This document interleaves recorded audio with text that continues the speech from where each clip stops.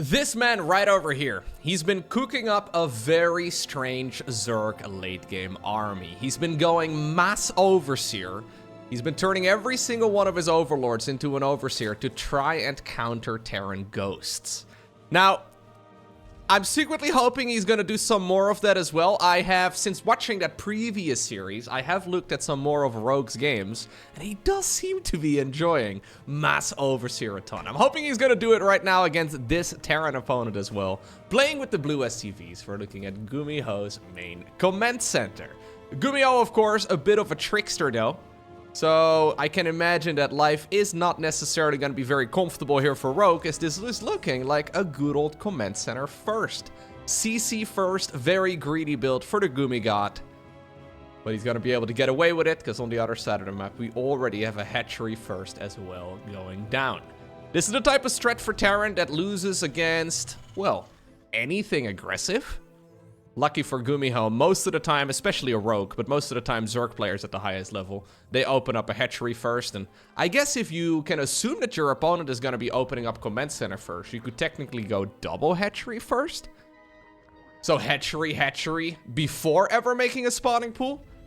This is that weird little mind game that the pro gamers sometimes play with one another, where they go for strategies that really wouldn't be particularly good on the ladder. But it's all about bluffs and counter bluffs and trying to outsmart the opponent. Now, GuMiho is very much so aware that Rogue is a macro-based Zerg. He does mix in cheese from time to time, but I haven't really seen him go for a whole lot of aggression ever since he came back from his military service a couple of months ago. And I guess Side Delta, it's also just such a nice, comfortable macro map for Zergs. Maybe if this was like a Dynasty or maybe even an Amphion alley, maybe then we would see some Zerg aggression. But I think on a map like Oceanborn, rather, Alcyone, Side Delta, GuMiho can get away with a command center first. And even though this is only game number 1 in a best of 3 series, and yes, I double-checked, I triple-checked whether or not this was a best of 3. I'm never gonna be able to, I'm probably gonna be reminded of that. I'm not even gonna talk about it. Maybe if I stop talking about it, nobody remembers in like 2 years' time.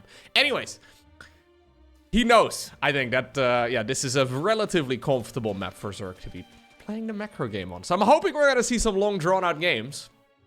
I really, really did like that so the idea behind the mass overseer, from what I've gathered so far, none of the other Zerg players are going for this just yet, right? But the idea is that most of the Terran late game units are really, really good against the Zerg late game units. Most notably the Ghost. Now the Ghost has an ability called Steady Targeting, the sniping ability, that basically channels for about 1.5 seconds and then it shoots. So the way that it works is you have to click the button for the snipe ability and then you click the unit that you want to snipe.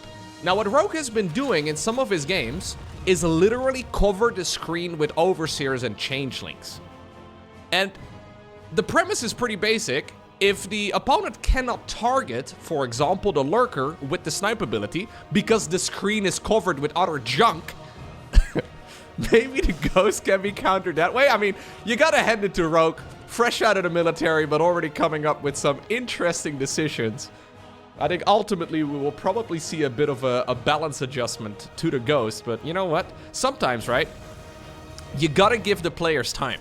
So what's really cool in StarCraft 1, very frequently back in the day, we would never really see any updates to the game. Like in StarCraft 1, the competitive nature of the game would continuously change because players would figure out new ways to deal with different strategies. So sometimes strategies that are deemed quite oppressive or maybe even overpowered can actually be nullified by cheeky little tricks. And I don't think anybody has really ever thought about playing Mass Overseer.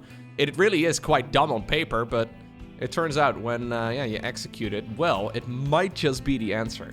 At the very least, it's experimentation, and I like that. All right, so all of that is to be said, though, that we don't really know if we're gonna be getting a late game. But if we're gonna get it on a map like this, it would make a lot of sense to me, right? Because Side Delta just has a lot of bases available. Now, we did see the cloaking field right there faked by GuMiho. He's trying to sell the story here to Rogue that he definitely needs spore crawlers, and I would imagine we're gonna see Rogue starting some of those up here in just a moment. This is a triple command center opener though from GuMiho, so it's not like he is super committed to this opener anyways. He's actually gonna follow this up with a Raven. This doesn't really count as a Raven opener, okay? Like, this counts as a Raven opener, but not really like a Raven play. I know I always call for ravens in the late game. This is not a late game raven, okay? Maybe if it's like past the 12-minute mark or so, we can call it a late game raven. This is part of his actual strategy. It looks like... Well, even though we have faked the Banshee cloaking upgrade, we're still just gonna go ahead and hang out over here to help those Marines get that Overlord kill secured. You could technically, by the way, make an infinite amount of Overlords. I mean, your bottleneck for making Overlords is the amount of minerals that you can mine. But there is no limitation as far as the amount of Overlords that you can make. I mean, there might be an engine limitation somewhere if you make, you know, more than 500 or so. Don't really know exactly if that's even possible, but technically you could make a lot. Now, this is an interesting little push here from GuMiho.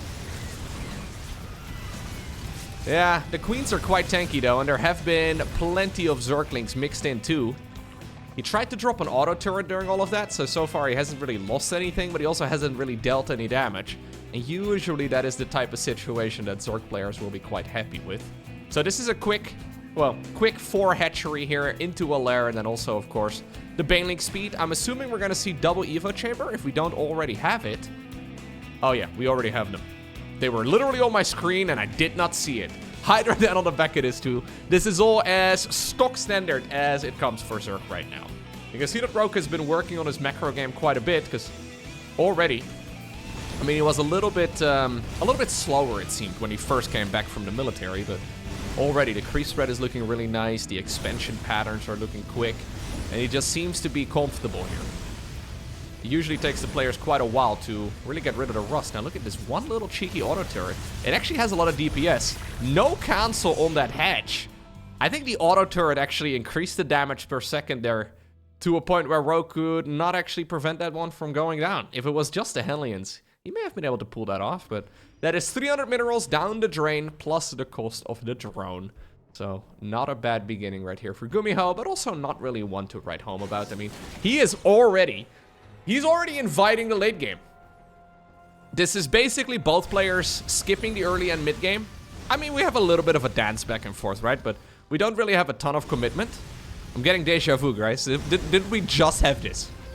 Can you drop an auto turret over here? We have energy. Oh, we're gonna go for Hellbats instead.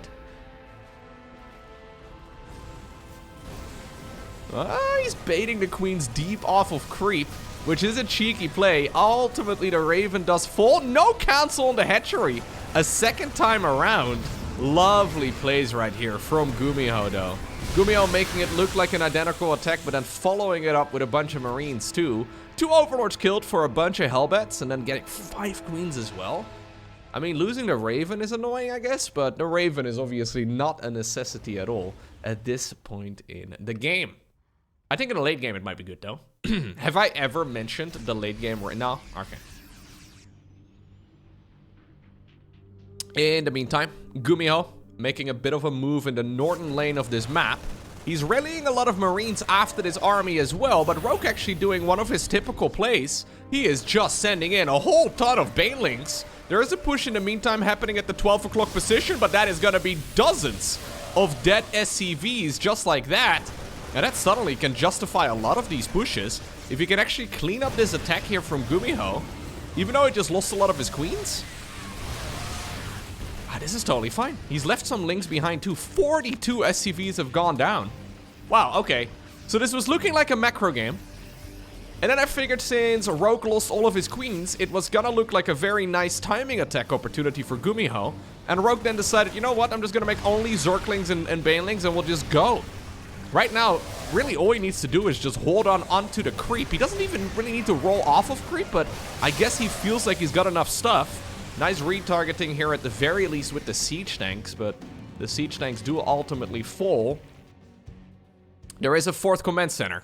No money for any sort of orbital or planetary here right now, but we do have a whole load of mules. So GuMiho will be happy to continue skirmishing here. I don't think Rogue has been aware of that 4th command center. Still though, if GuMiho is not careful and he does not buy enough time here, these links, upon cleaning up this army, would go straight across the map. Rogue actually just fired up 2-2. I don't really know if he needs that, to be honest, but I guess he's feeling so confident that he can just hold this easy peasy. A bunch more Marines rallied straight through the middle of the map. I mean, these mules are really nice, though, yeah.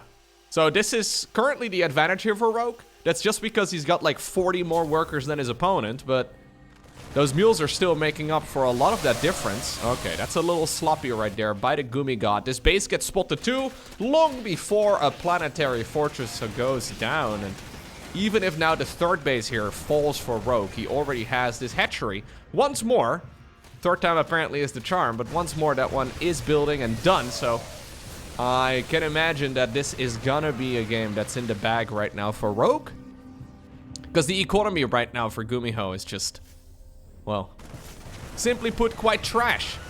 That said, though, he does have a big army. He's got 69 army supply, and I would say that's pretty nice, versus 68 from the opponent. So his army is still slightly bigger. Giving up on this expansion is the play, 100%. This base is completely unnecessary. Give up on that one, make the opponent walk deep onto creep. With this many bases and with an orbital command over here, well, apparently no longer in the air, but he won't have a lot of scans available. That Raven earlier fell, so if GuMiho wants to continue playing the fight and he wants to continue his all-in, he will have to fight on creep. In the meantime, those upgrades that I was critical of, they are, well, the clock is ticking on those right now. They're just about to finish up, and that is going to be a very nice army. Now, apparently the way we want to fight this is with a bit of an elevator push. 2 siege tanks in the back, 1 siege tank over here, a couple of spore crawlers here already pushed in by Rogue. Rogue will pull the trigger, the question is mostly when. Apparently we're gonna do it quite quickly. 2-2, still a few seconds away from finishing. I think he should have waited 2 more seconds. But ultimately, he's got way too much stuff. And with this army getting absolutely decimated, I think with it, the chances, yeah, for GuMiho. Next up, we find ourselves on Post Youth. Interesting game right there from Rogue. I liked the decision there to go for that big counterattack, but at the same time, that was a forced move. I don't think that really was supposed to deal nearly as much damage. GuMiho, though, just had all of his barracks rallied out into the middle of nowhere for some reason. He had just pulled that entire army to the other side of the map, so he just had his reinforcements sprinkling in one at a time. I think it was quite a suboptimal way to play from GuMiho, and ultimately that's what allowed Rogue to get that win. But that was very much so a mistake there from Gumi. He dealt a lot of damage, he killed that base twice, he killed like 5 queens as well, and he barely lost anything up until that point in the game. And then for some reason he lost like half of his army for essentially free, and then he had to like step deep onto creep and take another couple of banelings to the face. Like, that was very much so one of those situations where it was GuMiho's game to lose. I don't think he was really in a spot yet where he was gonna dominate, but the momentum was heavily in his favor. And then, well, normally, right, so he had his, say like this was the same map, right, say this is side delta. For some reason, his marine rally point was right over there. It's a bit of a random spot. Generally speaking, the way that Terrans rally their units is onto, for example, a lowered supply depot. So obviously Post-Youth is a bit of a funky map, but say for example, like this is a normal map. If there's a full wall off over here, say you have a couple of supply depots right next to one another, you would lower one of them and then you rally all of your reinforcements onto the lowered supply depot. And the idea is that it creates a bit of a wall by itself, and you can still maneuver around, and you don't have to first go ahead and lower depots and all that. For some reason, GuMiho's rally point was in the middle of nowhere. I mean, still relatively close to his base, but certainly not in the location where you would really need it. Now, this is not a CC first this time around from Gumi. Instead, he has decided to just go for a good old in-base command center after a barracks. Obviously, he's 1-0 behind. He's going double Reaper. That's a little bit weird. Anyways, he's going into a more standard build here, but already mixing it up. Lovely catch. Beautiful catch right there. Ooh, gets it 2 back-to-back. Nice work right there by Rogue. Rogue only made 2 Zerglings here. So this is actually him opening up 15 hatch. 15 hatch means that he does not have a gas geyser very quickly, or in Rogue's case, so now he's the one taking a bit of a gamble. He has decided to skip all gas. So this is 15 hatch, 15 pool into then another very fast hatchery. Now, finally, a gas geyser goes down. I would imagine this is because of all of this, a roach-based opener for Rogue. But we'll have to see.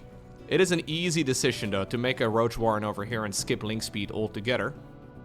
He hit a bit of a supply block. I guess he's waiting for this hatch to finish up, but that is quite a lengthy supply block, actually, on this queen. All right, there we go. Okay, roach warren does go down. I guess that's why. We made a second gas and then also a roach warren. He could go for a big push if he wants to. Obviously, Rogue has a little bit of wiggle room right now in this series, so I wouldn't mind seeing it. In the meantime, triple CC for GuMiho. And I'm assuming we're going to see a tech lab here in a moment on this barracks to go into some good old Hellion Banshee production. It's all a little bit later because of that second Reaper. Second Reaper hasn't really done anything. So I don't think I really love it, but yeah. It's alright. Maybe they can finally get a kill. Nope. Maybe this one? Nope. So, GuMiho opening up with a slightly slower build. Rogue getting away with all of his greed. Skipping Zergling speed. Skipping gases altogether. Much faster third hatch than is the norm. At least with a 15 hatch opener. Second gas right now though. So what exactly are we going to be making here? It's a lot of roaches. Okay, straight into a lair. So it's 7 roaches into a lair. So this is not going to be an all-in here from Rogue as far as like his hatchery tech goes. But we'll have to keep an eye out on what he does with the hatch when it turns into a lair instead. Good positioning on the roaches is going to deny any real attacks. So notice right here the Overlord positioning here from Rogue. He's got an Overlord on all of the most viable attack paths. So he can see ahead of time where his roaches need to be located in order to stop any of the Hellions. This is a move that you see a lot on the higher ends of the ladder. It's actually such a critical play, but something that is rarely done below Master League. Leading the creep spread with a couple of Overlords, in this case 3 of them. You can do this on every single map, but it really is a big, big change. Because just the base defense becomes significantly easier. Okay. Yeah, so GuMiho can't really find an entrance. He has gone for the Evo chambers over here. I don't like Evo chambers as part of your base wall-off very much, but I guess it's okay. If you lose these Evos, it might be the end of the game. This is, by the way, not him going... I thought maybe it could be like a Nydus follow-up or something along those lines, but that's not the case. This is just good old 1-1, and I guess into the Roach speed upgrade here for Rogue in just a moment. So he's just playing a macro game once more. Not really down to go for a big all-in. He decides to go Infestation Pit before Roach Speed. A little bit funky. I really think he needs to start up that upgrade ASAP, but for now he's okay. Couple of Banshees. Can they finally get some work done? Because GuMiho really is not achieving anything so far. He's going up against a very greedy Zerg. Now, once more, the 4th base for some reason is a problem, man. How are we not canceling the 4th base twice? Like, actually, thrice now. He lost it twice in the previous game. This is the 3rd time that his 4th base goes down in this series. Quite sloppy.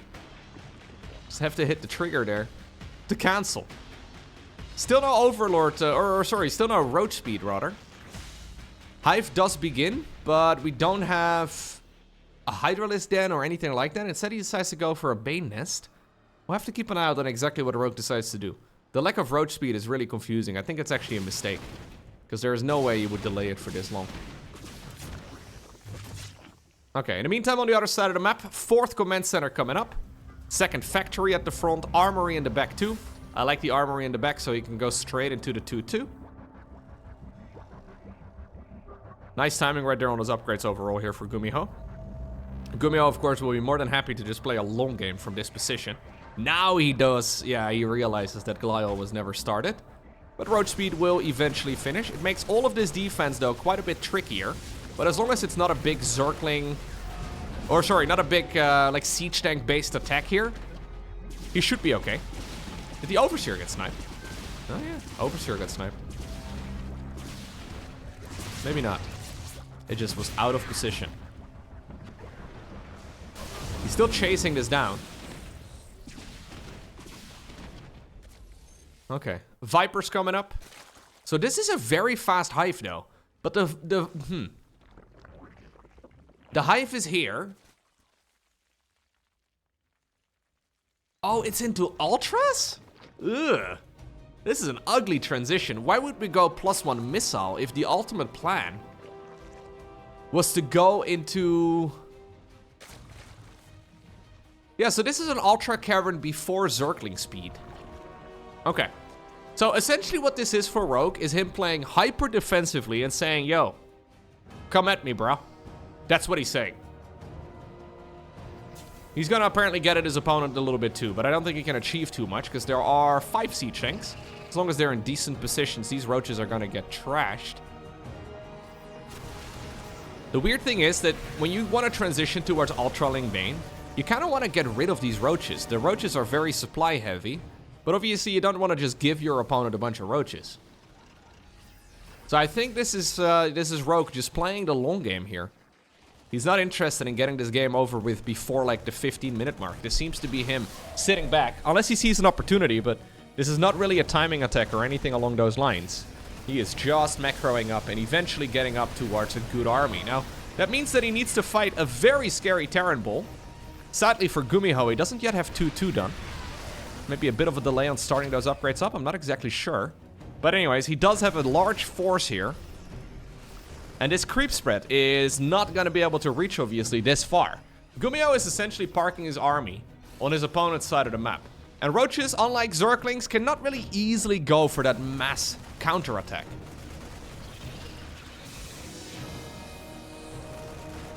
Well, 2-2 is going to finish.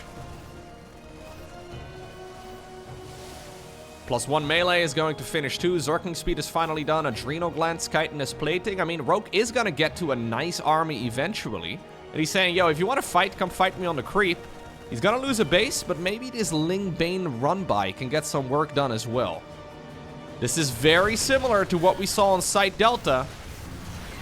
This time around, there are, at least luckily for GuMiho, some reinforcements already together.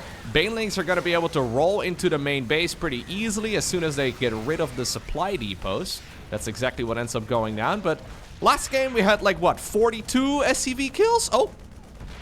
This time around, he should be happy if he gets 14.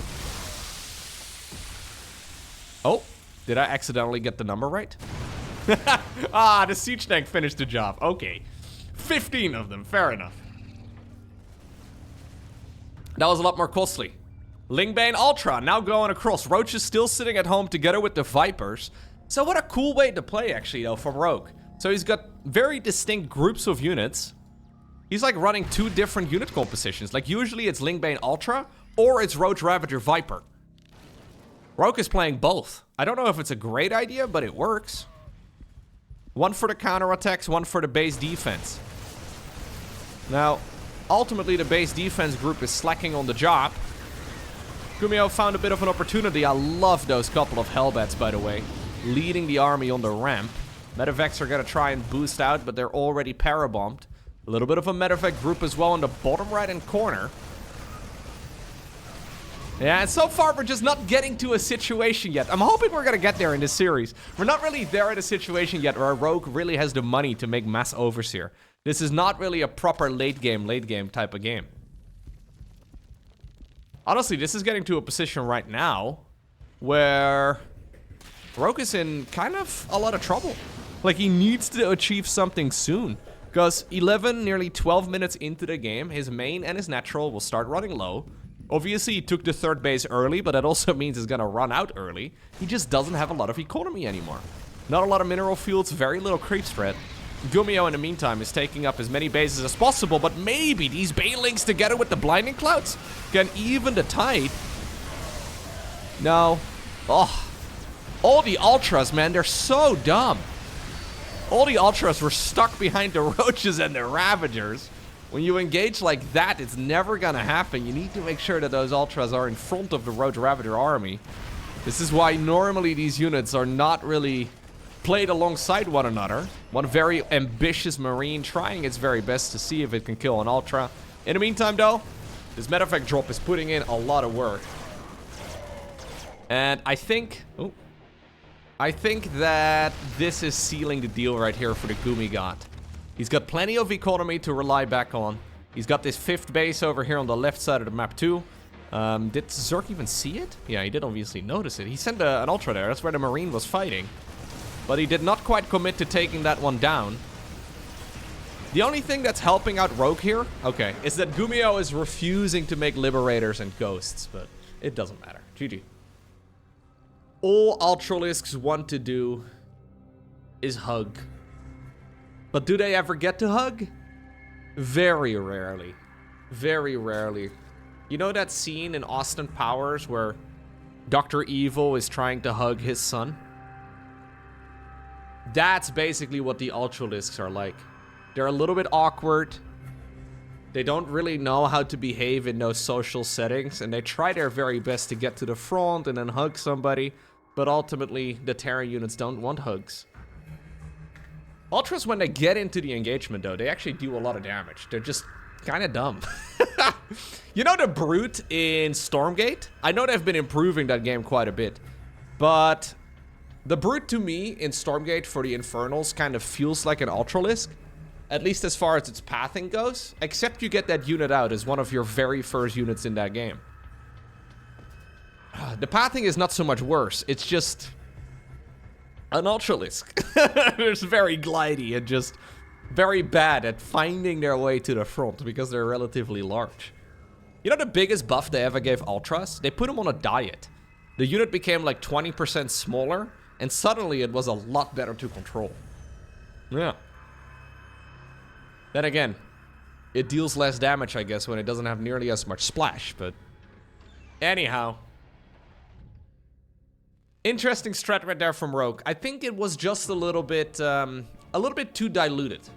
So even though I like the idea overall of playing Ultraling Bane together with Roach Ravager Viper and all that, but it was just, you end up diluting your strategy a lot, and therefore your upgrades are not quite as efficient, and all of your units in general are just not quite as strong as they could be. Plus, you get into these weird scenarios where sometimes you have to put all of your eggs in one basket, and it turns out you have some Roaches left over from the one army and some Ultras left over from the other army, and those units just don't flow together. Alrighty, Oceanborn it is. Smooth game so far, by the way, from the GuMiho. I think game number 1, he was also playing a little bit better. Until he wasn't, but overall, he was playing some good StarCraft. Let's see what he can do right here on Oceanborn. So far, very normal builds from both players. Hedge gas pool right here for Rogue, it looks like, and then a good old command center after the barracks into just a single Reaper, one Marine, and then into a reactor, and then also the factory. I'm assuming we're going to see a 3rd command center. There it is.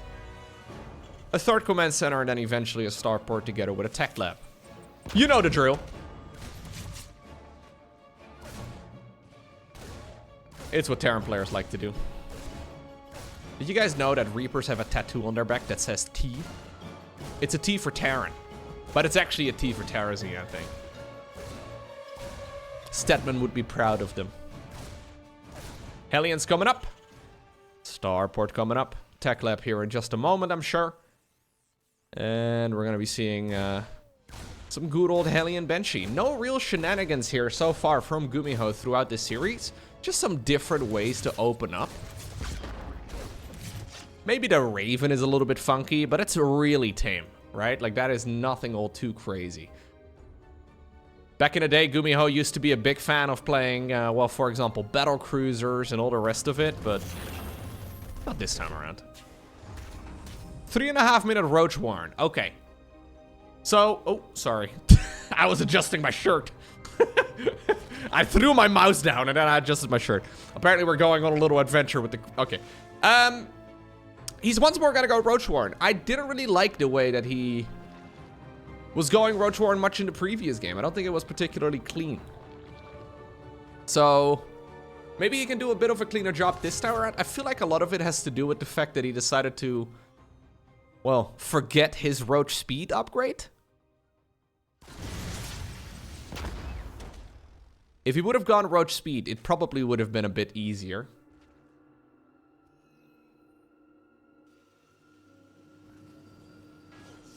Roach speed into Hydra, for example. Maybe eventually Lingbane, Hydra Lurker. It's a more logical step. The main issue you run into with Zerg is that you have to decide if you want to go melee upgrades or missile upgrades. That is really where the big decision is made as to what sort of unit comp you want to play. So, it feels like sometimes that is like the biggest decision you make as a Zerg player. Because do you go melee or do you go missile? Because with missile, you go Roach, you go Hydra, you go Lurker. But with melee, you go Zergling, you go Baneling, you go Ultra. Those are kind of like the general goals, or the general quote-unquote rules of playing Zerg. With Terran and Protoss is a little bit different. All the infantry units obviously benefit from infantry upgrades. With +1 ground weapons for Protoss, for example, all of the ground units benefit from that. Now in the Zerg, or in the past rather, as we do have an attempted run by here. Zerg players tried to circumvent this by going missile and melee upgrades at the same time. So that way you can kind of do everything. But it turns out armor upgrades are really good. You could technically go triple evolution. But triple evolution chamber is expensive. And you may just at that point... Yeah, just put two... Like, you're diluting your army composition again, right? You're putting resources into things that aren't... Like, if money was no problem, if money was no object, if minerals and gas didn't run out, then triple evo is 100% the way to go. I think if you're probably like below Diamond League or so, you should probably play triple evo every single game. Because there's a lot of games where you will be flooding more than 100 minerals, 100 gas. You could probably afford the third upgrade, but... Likewise for Terran. Really difficult to play both mech as well as bio. Because if you want to play mech, you kind of need to go double armory. You kind of need to go double NG bay. So you can't really do both. You have to make that decision. Now, luckily for Terran, though, bio is just simply better. With Zerg, Roach Ravager, or like Hydra Ling, both are good. Both are good, but one is not necessarily much better than the other. Whereas with bio, it's pretty clear, okay? Bio Terran is just better than mech Terran. At least at the highest level. We may see some upgrades out of the armory here. Is that his... Oh, he's going double armory! Wait, no, that's gotta be a mistake. No, he probably thinks he didn't make an armory yet. No, I was gonna say, this makes no sense. 6, 7, and 8 coming up right now. I thought for a second this was a GuMiho build and that he was transitioning towards mech, but that's not what it is. I think he just believes he didn't make an armory yet, even though it's right next to his... yeah. It's kind of like me missing the... What was it? The Evo chambers in game number 1. It's right there in the middle of his screen, but that is certainly a mistake. Unless he wants to like make a very early late game transition, but that doesn't really make any sense. Yeah, now he's even not getting any of the upgrades. he can't afford the upgrades now because he made an extra armory. Armory is only 50 gas these days. Armory used to be more expensive than that. It's a sneaky little buff that Terran players managed to get in the most recent balance patch. Why did they get that again? Why did the armory become cheaper again? Does anybody remember? I don't think they even had a reasoning for it. Nah. They nerfed some other Terran units, so I think the Terran pros in the Balance Council demanded compensation. So they got an extra armory cost reduction.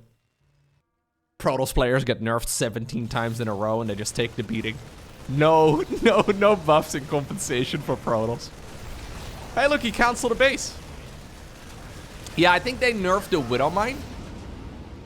And then they decided, okay, we're gonna give the armory buff. And make that a little bit cheaper. It's kind of like the Liberator buff in the past, in a previous patch long ago. It's kind of like the Caduceus reactor upgrade change. Terrans always get sneaky buffs, man. I'm telling you guys, every single balance patch in the game where Terran gets a nerf, there is always something else to compensate for the nerf. But every single time that Protoss gets a nerf, there's nothing. I don't know who the whiny Terran in the balance group is, but I can guess. I will not be giving you my suspicions, because that could be mean. But I think I know the whiny Terran. I'm pretty sure I know the whiny Terran in the Balance Council. Anyways, in the meantime, we've had Lurkers coming up right here for a Rogue. He's just about to finish Seismic Spine, so this upgrade is going to give him some additional range. Without... Ooh, we have a very quick fusion core here. Without the Ghost, or maybe the Liberator. Oh, here's the upgrade done. It's gonna be really tough for GuMiho to break through this. He doesn't have a Ghost Academy. This is what Terran players sometimes like to do. They don't want to make the best unit in the game. They just refuse to make the best unit.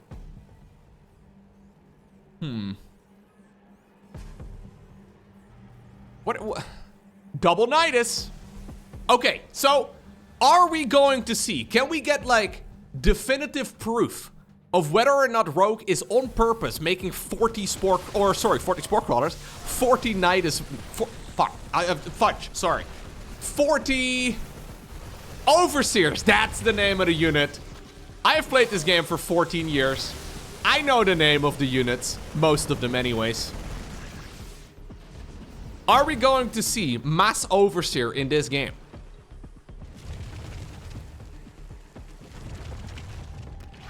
Because if there's any game where it's a good idea...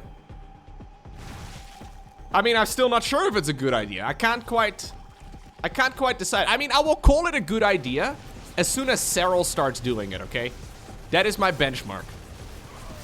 If Serral says it's a good idea, I'm no longer doubting it. But as of right now, I'm not so sure. So, GuMiho is refusing to make ghosts. We've seen Beyond do the same thing too. We've seen Cure do a little bit of the same thing as well. They just refuse to make ghosts. I don't know why. I cannot come up with any reason as to why we would be making 4 command centers at a time, but not a single Ghost Academy. We have the Caduceus reactor upgrade coming up. We have every upgrade coming. Why in the world would you not have a Ghost Academy at this point? I don't know. There is no reason.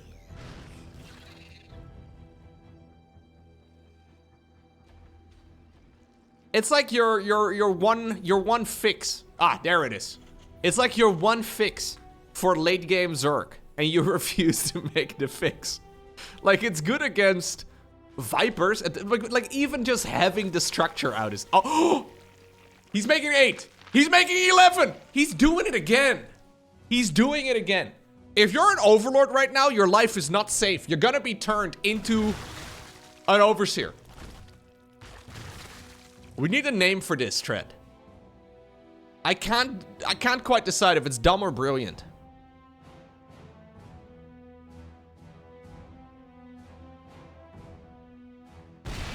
I think it's pretty... it's the brilliant. It's... Brump. Okay, I gotta work on the name. But it is a rogue. It is a rogue play and a half. We still have, sir, we still have 19, or sorry, 9 Overlords. So what he's making 16 more. Dude, he did the same thing now in a bunch of games. He's spending his piggy bank on 16 additional Overlords, and all of these Overlords are gonna be turned into Overseers. And the idea is that you can just smother the map with Changelings and Overseers. And I guess if you park them above your lurkers, the opponent can't snipe because they can't hit the freaking target they're trying to hit.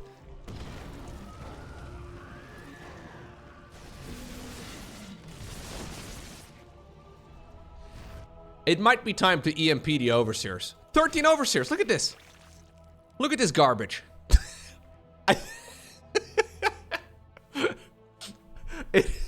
It really does seem pretty terrible, but I like it, but I also think it's pretty dumb. Let the man cook, let the man cook. Maybe he's got something brilliant here. Maybe this is gonna be the new standard in the Zerg late game. It seems to be better, right? Like, the alternative is throwing away a bunch of Nydus worms and like Ling Banes into your opponent's planetaries and stuff. Like, maybe this is a cheaper way of getting more value over time. So the logical conclusion is that this is a good idea if it works, right? Like, nothing is a bad idea as long as it works, right? But I have also not seen it work. That's that's my main issue. It wouldn't be dumb if it works, but I haven't yet seen it work. But that might just be because it needs a little bit more time in the oven.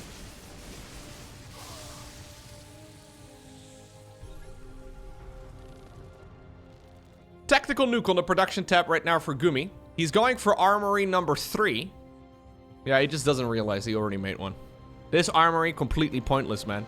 The one SCV that put its life's work into that thing, completely ignored. Okay then.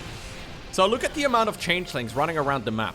So these changelings can be used for a couple things. First off, it's an APM soak for the opponent. It's a pain in the butt to clean up all of those changelings. If you don't clean them up though, they're going to provide vision for Nydus worms.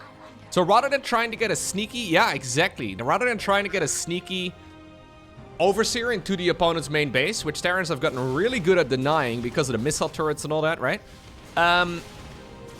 This is a relatively straightforward way to prevent that sort of stuff from happening. Now, so far, dealt with quite well, but obviously you have to be careful here as Terran, because one group of lurkers in the main base can absolutely destroy the game.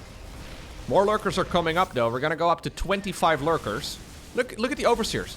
There's as many lurkers as there are Overseers soon. Double Nydus in the main base again. There's another changeling left over. 17 additional drones coming up for Rogue too. So he's going over triple digits of workers. He's basically got Overseers and lurkers. That's all he's got. Nydus worms are mostly just a distraction here, together with this army. Finally, I do love this orbital here, by the way, from GuMiho. Yeah, I think... Oh, well, the idea behind the orbital is that you can fly it, rather than a planetary. Planetaries can't fly, orbitals can. Did he just make more Overseers? 44 Overseers! So you need about 20 Overlords in total in a game, guys. He's got 53 Overlords right now. That's too much. That's too many Overlords. But then again, he's got money for it. And again, what else are you gonna make? The other late game Zerg units seem to be mediocre at best. Dude. We need a third Nydus. I think if you actually want to be a threat with the Nydus worms, you need triple Nydus. I don't think double Nydus is enough. But this is not really him putting units in the worm. He is just using this as a distraction. Another Nydus worm goes up. Look at an army of freaking changelings coming in. If this is the beginning of the Overseer nerf story arc, I am here for it, man. In 14 years of competition, nobody has ever thought about playing Mass Overseer. Now, I know there's going to be one guy in the comment section that did this in Silver League, but still. Not at the pro level, okay? It's a little different. This is a very specific solve to an issue that Zerg players have been dealing with. Now, look in the meantime how he's gobbling up the map. So, GuMiho is spending, so he's got 300 and something APM here. GuMiho must be spending about half of his actions trying to clear out Nydus worms and changelings. This is not that straightforward. There is no easy way for Terran to figure out which of the Marines is fake. So he is spending a lot of his APM clearing out these stupid So there's no way. Like, this is what GuMiho sees. He doesn't see the little progression bar. He has to manually target them down. So in the meantime, Rogue is able to mine some of those outer bases that Zergs will usually struggle with mining. Nydus coming up once more. We have a bunch of spine crawlers happening. GuMiho's expansions right now are the last thing on his mind, though. Like, he is not really considering taking any additional bases at this point in time, and that may be an issue. Another army of changelings are coming up. These lurkers are trying to get into a good position. Overseer's parked at least close by, makes it very difficult to get the right counter. Planetary goes down. Bunch of SCVs are also falling. Okay, well, they still found most of them. I guess he zoomed in. Like, you can zoom in and turn the camera, I guess, to still get a right angle to try and get the lurkers to shoot at the units you want to shoot at. Okay. Another Nydus. 2 of them in the main base. Looks like GuMiho has decided he doesn't care. Yeah, GuMiho's not actually reacting to this one anymore. He must have spotted the little marks on the minimap. But and now we load up the worms. So not until he's giving up on those things is He's nuking his own base! He's nuking his own base to try and get rid of the lurkers. Another dumb, brilliant. I don't know what the word was that I tried to come up with. Is he gonna lend the nuke? He lends the nuke. Nuking your own base is another 300 IQ decision. That is more or less 20 IQ. It depends. IQ is a very wild spectrum, apparently. It's still okay, though. In the meantime, there's, yeah, Terran push over here. GuMiho calls GG? Oh my god, he just... Hold up right now. So in the last minute, GuMiho nuked his own base to try and get rid of the lurkers. But it turns out lurkers are beefy targets. He didn't really get a lot of damage done out onto the map at the same time. And I guess the idea was that he was under so much pressure. So what you don't quite realize here while we're looking at this game, pro gamers play these games in and out, right? They are very comfortable playing standard games all day, every day. However, this is a type of game where GuMiho's blood pressure has probably been spiking for the last 10 minutes because he's been trying to put out fires left, right, and center. If you've ever tried playing a game of StarCraft 2, you know the straight up stress that GuMiho must have been under here. So I think this is him tapping out despite not being 100% out of the game yet. It's just that it was going to be nearly impossible for him to deal with all of these Nyduses. And obviously with this many lurkers inside of his main base, how are you going to produce anything? You need to get rid of those Nydus worms, even though the first 12 or so of them were fake. Well, at some point, a rogue called the bluff.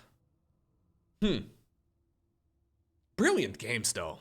Brilliant games by Rogue. Honestly, very clever. I still cannot decide if it's actually a good late-game strat. But I can guarantee you that the other top-level Zergs are looking at this too, and I wouldn't be surprised if we're going to be seeing them experiment as well with mass Nydus, mass Overseer.